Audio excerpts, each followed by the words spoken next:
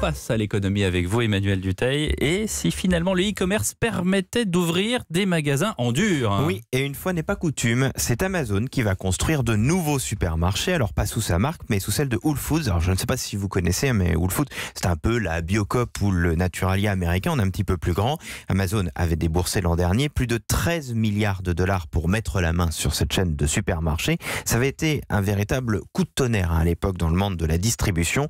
Depuis cette acquisition, plusieurs partenariats s'étaient développés. Par exemple, les clients qui disposent du service premium d'Amazon, qui s'appelle Prime, ont des réductions sur certains produits de Whole Foods. Et puis surtout, parce que c'était quand même bien là le but, Amazon s'appuie sur cet énorme réseau de magasins pour assurer à ses clients son service gratuit de livraison en 2 heures. Et c'est pour développer ce service qu'ils vont donc construire de nouveaux supermarchés. Il est tôt, mais vous avez tout compris, Pierre. C'est le Wall Street Journal, le plus gros quotidien des affaires aux États-Unis, qui l'a annoncé hier. Amazon va fortement développer le nombre de points de vente Whole Foods, notamment dans les plus petites villes. Ça va lui permettre comme ça d'élargir considérablement le nombre d'abonnés qui vont pouvoir bénéficier de son fameux service de livraison.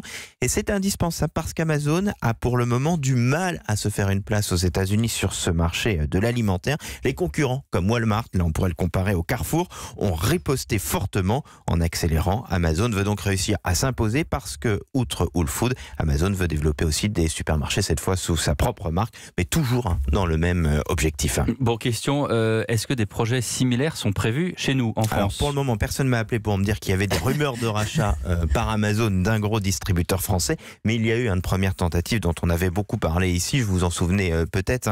Monoprix a signé un très très gros accord il y a quelques mois avec Amazon. On retrouve une bonne partie maintenant des produits vendus par Monoprix sur le site du e-commerçant. On peut être livré là aussi très rapidement. Alors pour le moment, ce n'est qu'à Paris, mais le service devrait s'étendre, même si c'est bien compliqué avec Amazon d'avoir des chiffres officiels. Les deux parties disent que ça cartonne et que les performances sont supérieures aux attentes. En tout cas, ce nouveau mouvement d'Amazon aux États-Unis montre bien que la distribution est vraiment aujourd'hui la grosse ambition de l'américain à l'échelle alimentaire, à l'échelle mondiale.